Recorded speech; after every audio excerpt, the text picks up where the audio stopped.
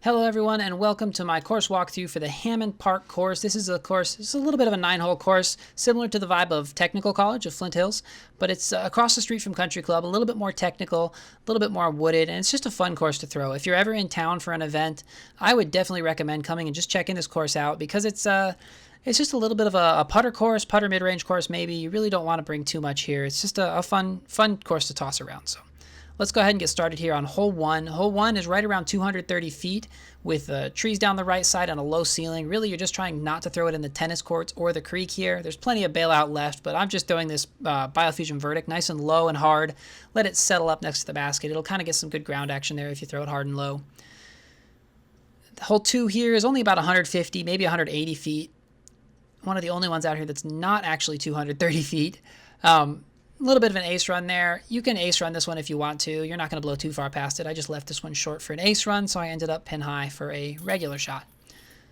Hole 3 here is right at 230 feet. I'm going with a Lucid X Felon out the right side, trying to get that big hyzer.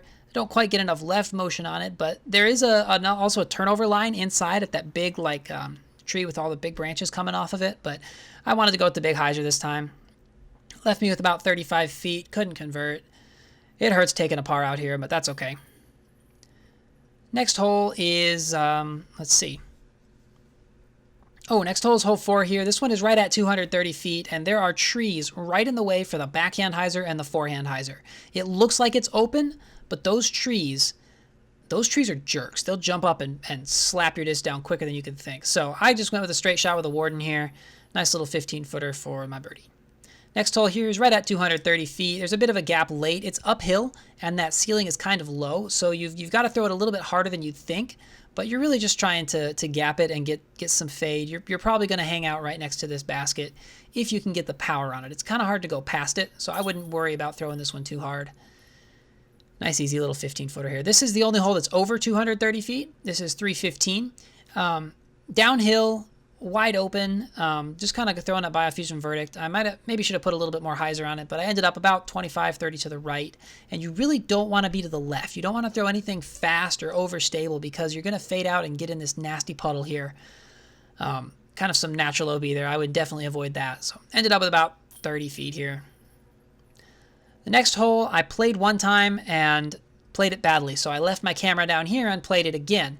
Ended up with a nice straight shot with my Lucid Warden. It's about 230 feet downhill. This one does have a gap, though. You kind of do have to hit a little bit of a gap off the tee to get up to have a spot where you're going to have a putt. Whoa there. Oh, they're going to call me on a foot fault for that one. You're right, I am. That was a foot fault there, buddy. It's just a warning this time, though. Aren't you? Wait, it's 2018. I know you. I'm confused now. Right here?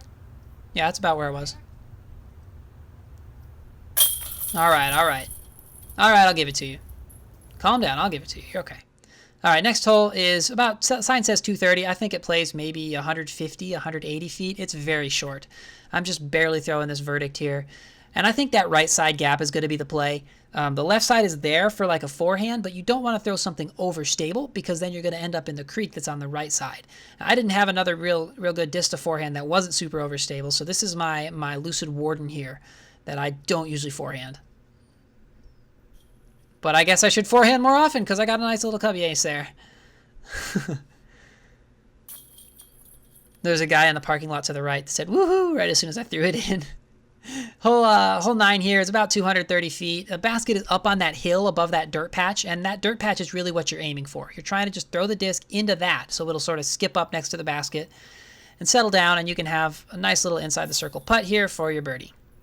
So that is the 9 holes of, I might have said Flint Hills a couple times. Those are the 9 holes at this nice little Hammond Park. There's a little playground in the middle, nice little pavilion. If you're ever in town for GBO or something like that, I would highly recommend checking this out. Just grab a couple discs, go have a good time.